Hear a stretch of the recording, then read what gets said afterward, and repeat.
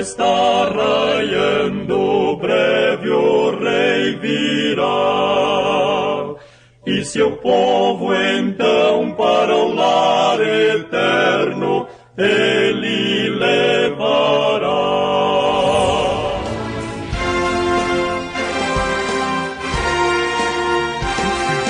Servos de Deus, a trombeta tocai, breve Jesus voltará.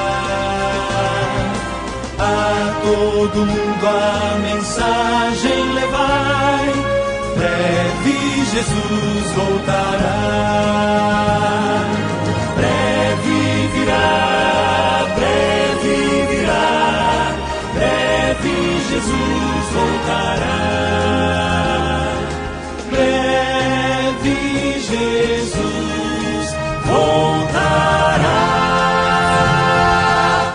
Que a graça e a paz de nosso Senhor Jesus seja com cada um de vocês. É uma honra poder estarmos aqui dando continuidade a essa série de estudos que tem sido uma bênção para todos nós.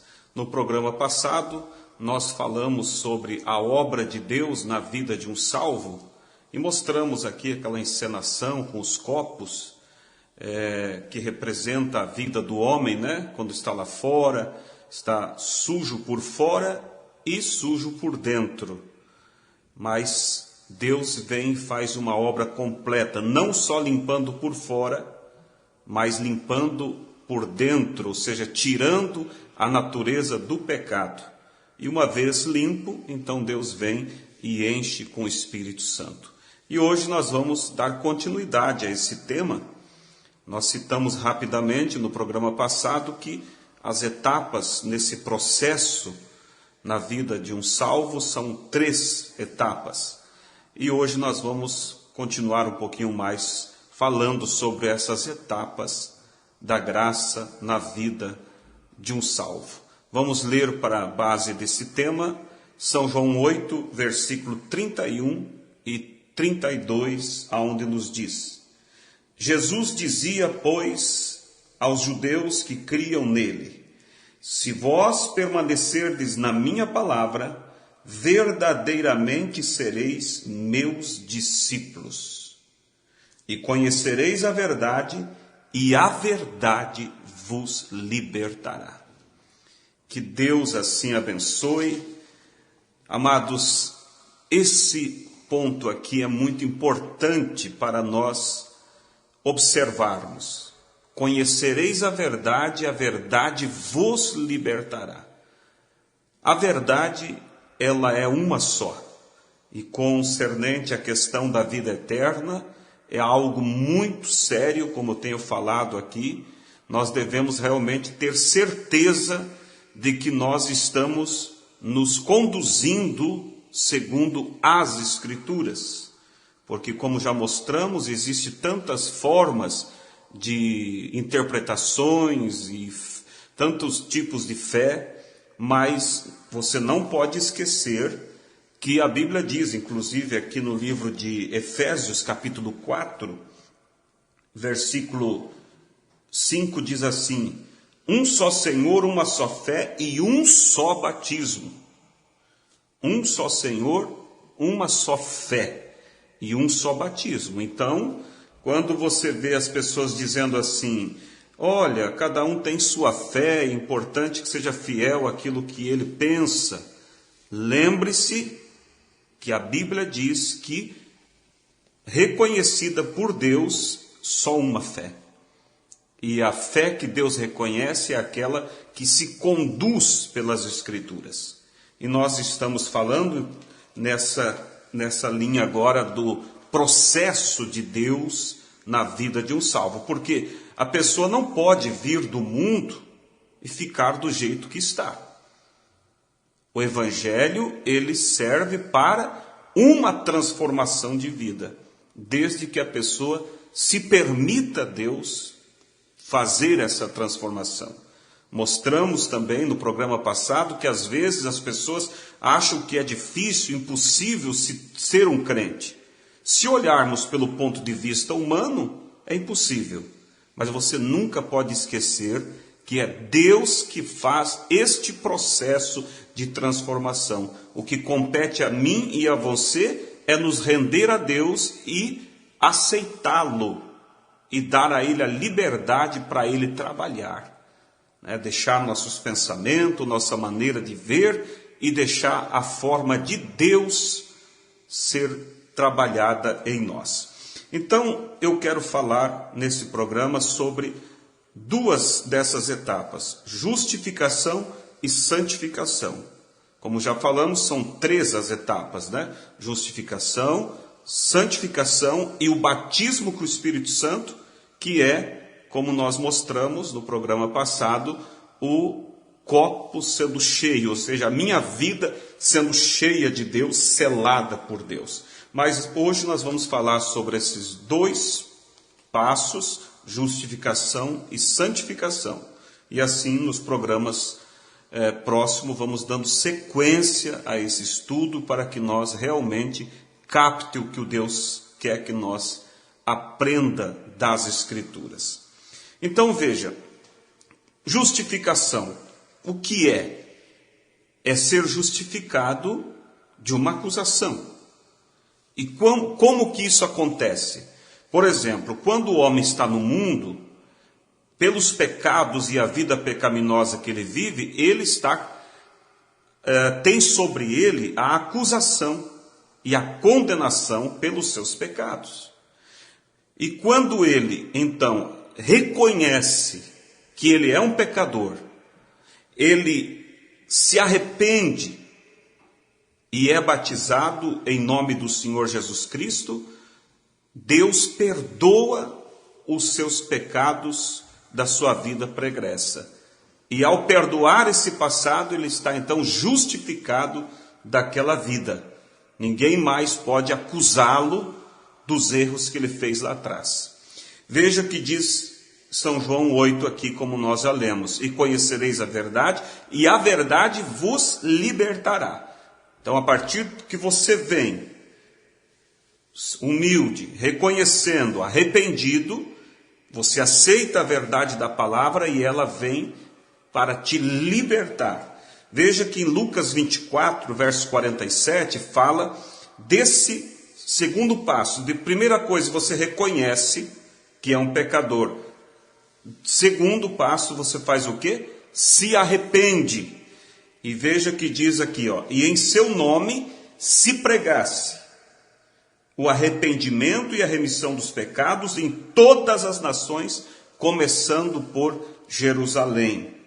Atos capítulo 3, verso 19, diz assim, arrependei-vos e convertei-vos, para que sejam apagados os vossos pecados e venham assim os tempos do refrigério pela presença do Senhor.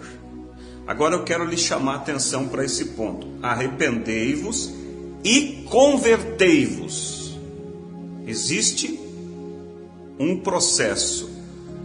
O que é converter? Por exemplo, se você está seguindo uma via, você vai fazer uma conversão à esquerda, por exemplo. É você quebrar, como diz, para a esquerda. E na questão da fé, você está andando por um caminho que conduz à perdição. Você se arrepende e você faz uma conversão e você volta a andar contrário ao que você estava andando. Este é o Evangelho. É isso que Deus espera de cada homem, de cada mulher, que se arrependa e se converta, ou seja, mude o trajeto de vida pelo qual ele vinha caminhando, E como se faz? No momento que você se arrependeu, você tem que daí confessar os seus pecados, arrependido com sinceridade, 1 João 1,9 diz assim: se confessardes os vossos pecados, ele é fiel e justo para nos perdoar os pecados e nos purificar de toda injustiça. De toda, não diz de quase toda. Não importa como este homem, esta mulher estava vivendo. a partir do momento que ela reconhece que está em pecado, se arrepende e confessa, Deus perdoa de toda a injustiça. Provérbios capítulo 28, versículo 13, diz assim, o que encobre as suas transgressões nunca prosperará, mas o que as confessa e deixa alcançará misericórdia. Confessa e deixa de fazer aquilo. Por que deixou de fazer? Porque houve uma conversão na vida, uma mudança de rota, né? E o batismo, ele é um testemunho público que você dá diante das pessoas, diante da igreja, diante do próprio Deus. Você dá um testemunho público de que uma obra se iniciou na sua vida. A partir do momento que você reconheceu que é um pecador, se arrependeu e confessou os seus pecados, você desce as águas e é batizado, dando assim um testemunho público de que uma obra se iniciou na sua vida. Por isso que nós não batizamos e não cremos em batismo de crianças. Isso é uma tradição que foi inventado pelo homem, batizar crianças. Porque o batismo é para arrependimento. É para a pessoa que reconheceu que está em pecado, tomou uma posição, e como testemunho público de que ele tomou essa posição, ele desce as águas e é batizado em nome do Senhor Jesus, para, disse Pedro, uma boa consciência de que o seu passado foi perdoado. Não é como muitos pensam, que o batismo tira, além do pecado, tira também a natureza do pecado. Não. Nós vamos seguindo e vendo aqui os passos que nós devemos caminhar. Porque a partir do momento que foi batizado corretamente, você foi justificado, perdoado. Mas a natureza que te fazia pecar precisa ser removida. E aí você vai alcançar essa remoção da natureza do pecado no segundo passo, na segunda etapa da graça, que é chamado a santificação. Mas eu quero ler antes aqui, em Marcos 16:15, ainda falando sobre o batismo. E disse-lhes: ide por todo o mundo, pregai o evangelho a toda criatura. Quem crer e for batizado será salvo. Volto à questão da criança. Uma criança não sabe o que está fazendo, ela não consegue crer. Eu sei que aqueles que dizem, mas tem que batizar ela por causa do pecado original. O pecado original foi perdoado lá na cruz. Enquanto ela é inocente, ela não é culpada de pecado, né? Então veja, quem crer e for batizado será salvo, mas quem não crer será condenado. Então aí está a palavra de Deus muito clara. Você crê, se arrepende e é batizado, você então será salvo se continuar nesse processo da caminhada. Mas se não crê, não quer dar esse passo, infelizmente será condenado. E Atos capítulo 2, verso 38, Pedro confirma isso da escritura que lemos de Marcos 16, e ele diz assim: e disse-lhes Pedro: arrependei-vos e cada um de vós seja batizado em nome de Jesus Cristo para perdão dos pecados, e recebereis o dom do Espírito Santo. Aqui está um ponto que eu quero que você observe.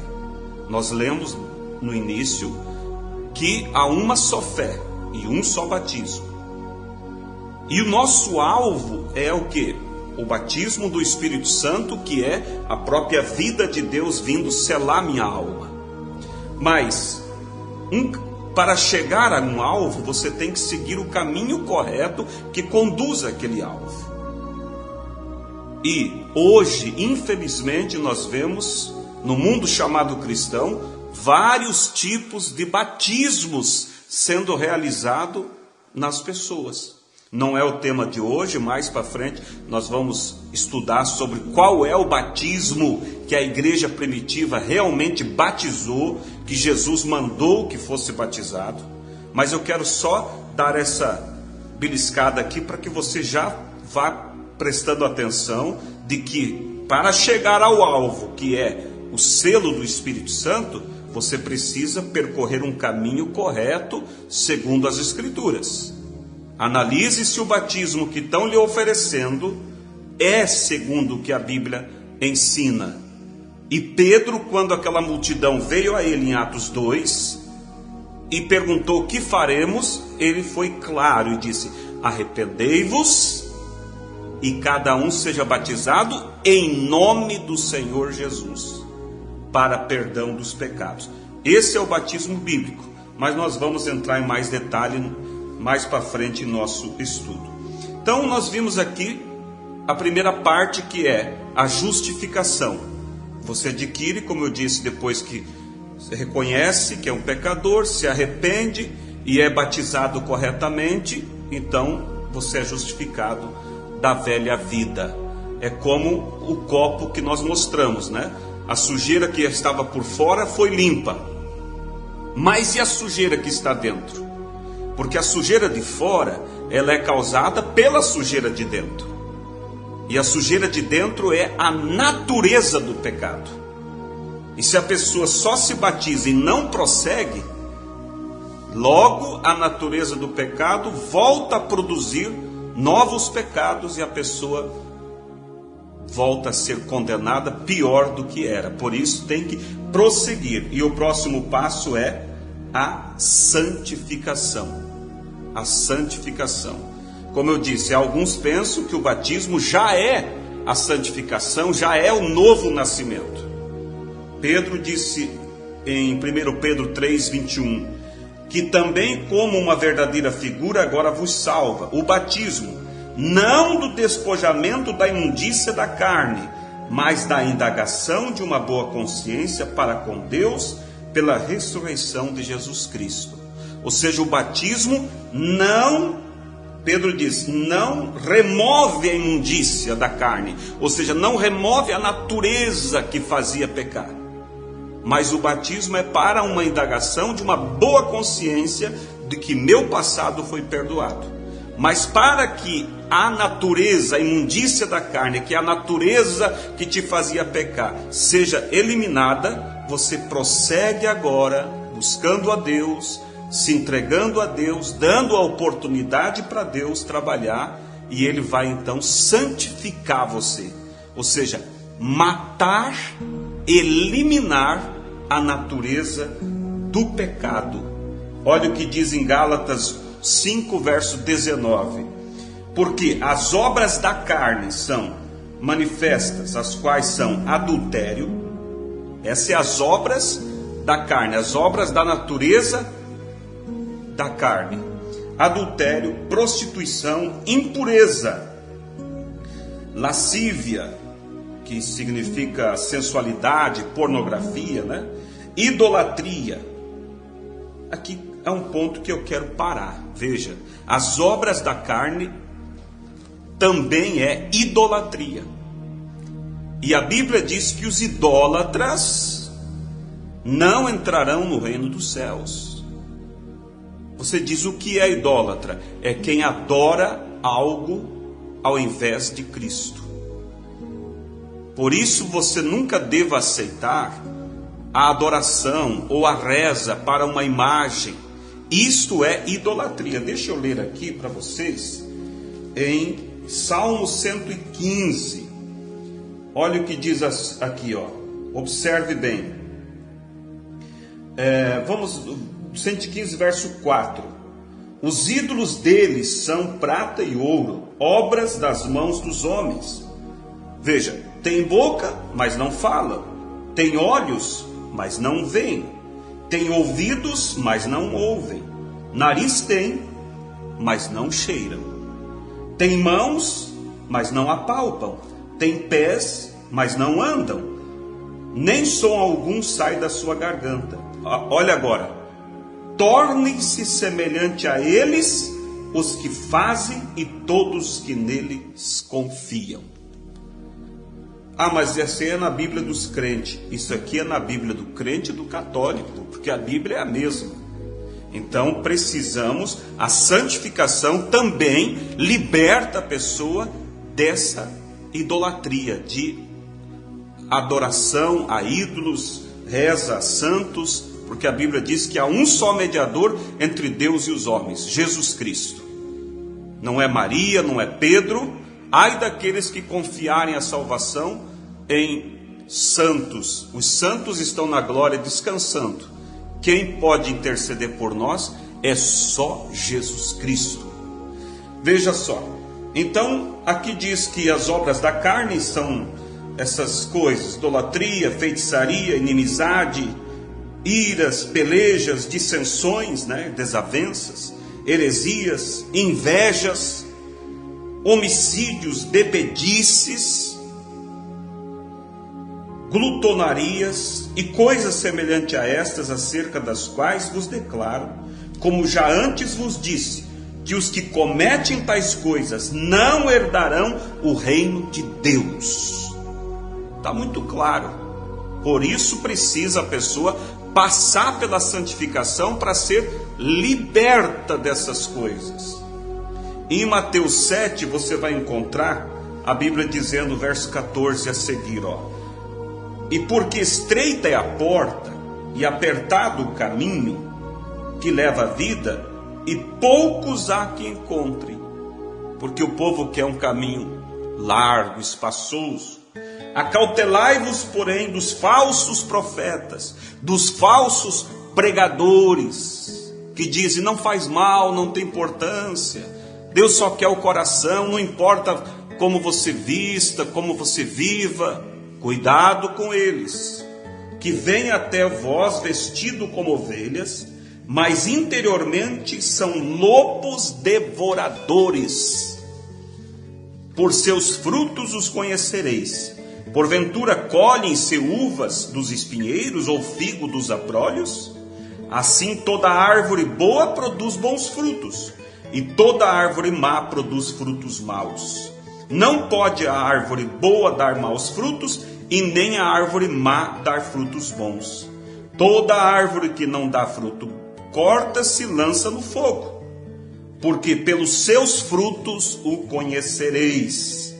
Olha agora aqui, nem todo que me diz, Senhor, Senhor, entrará no reino dos céus, mas aquele que faz a vontade de meu Pai que está nos céus. Muitos me dirão naquele dia, Senhor, Senhor, não profetizamos nós em teu nome? E em teu nome não expulsamos demônios? E em teu nome não fizemos muitas maravilhas?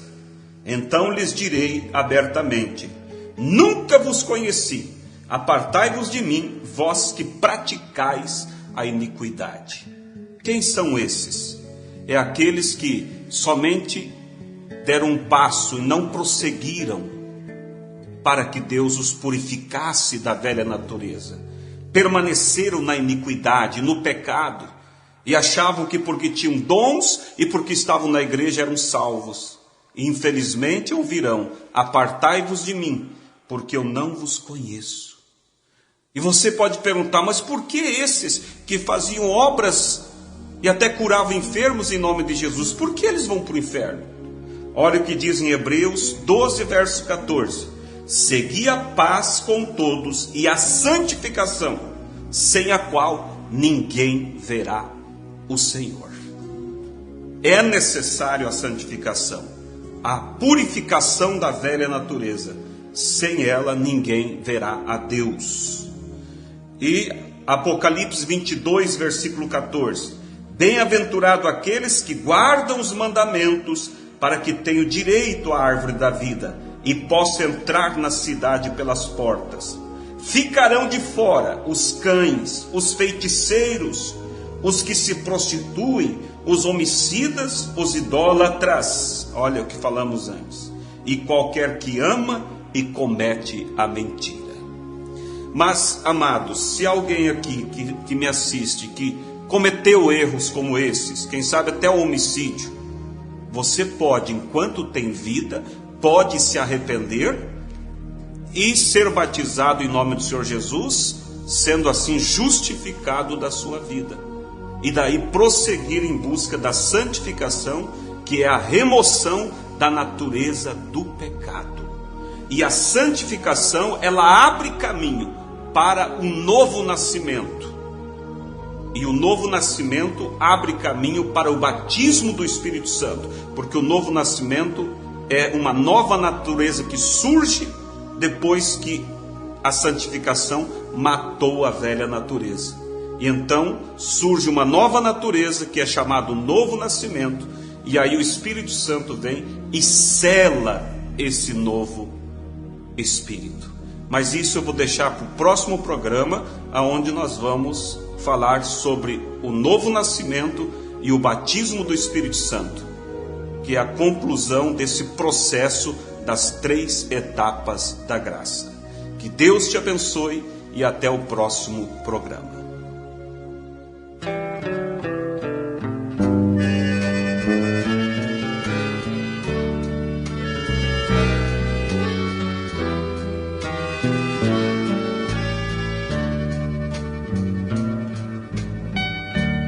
Eu vagava neste mundo, não tinha paz um segundo, nem sabia o que fazer. Vi então a porta aberta e um homem estava perto, então eu parei pra ver. Era um homem de branco, com seu rosto igual um santo, era mesmo o Senhor. E o gesto que fazia, e a mim ele dizia: vinde a mim, ó pecador. A porta da salvação hoje ainda aberta está. É a porta que Deus abre, homem não pode fechar.